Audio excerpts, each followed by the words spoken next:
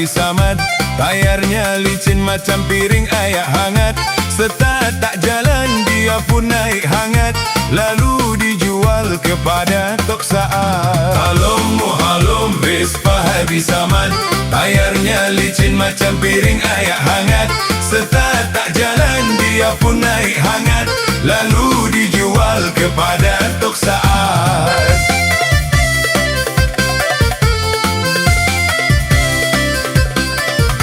Motor Tok Saad hengkonya patah, lalu diikat dengan tali getah. Motor Tok Saad hengkonya patah, lalu diikat dengan tali getah. Bila di start Tok Saad naik latah, lalu dibelah pokok jering pokok getah. Halom Vespa Haji Samad. Tayarnya licin macam piring air hangat. Start tak jalan dia pun naik hangat, lalu dijual kepada Tok Saad.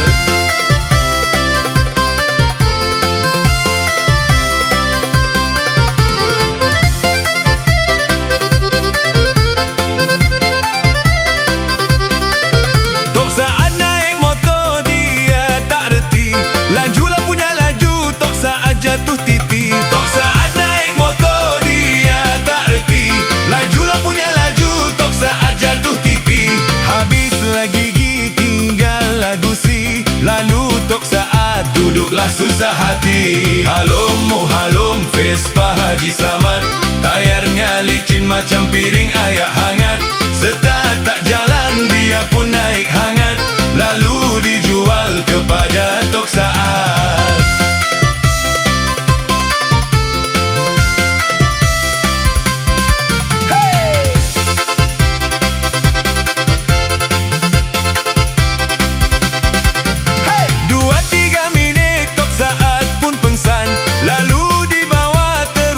Hospital 2-3 minit Tok Saad pun pengsan, lalu dibawa terus masuk hospital. Sampai di Wat Tok Saad tak tahuan, cucuk satu jarum dia panggil Tok Wan. Halom Vespa Haji Samad. Tayarnya licin macam piring air hangat. Start tak jalan dia pun naik hangat, lalu dijual kepada Tok Saad.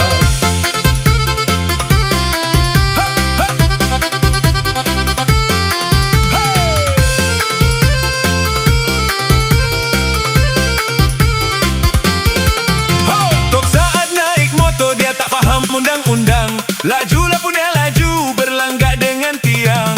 Tok Saad naik motor dia tak faham undang-undang, lajulah punya laju berlanggak dengan tiang. Patahlah kaki kanan, sakitlah urat pinggang, carilah bomoh kampung pemasuk urat tulang. Halom Vespa Haji Samad.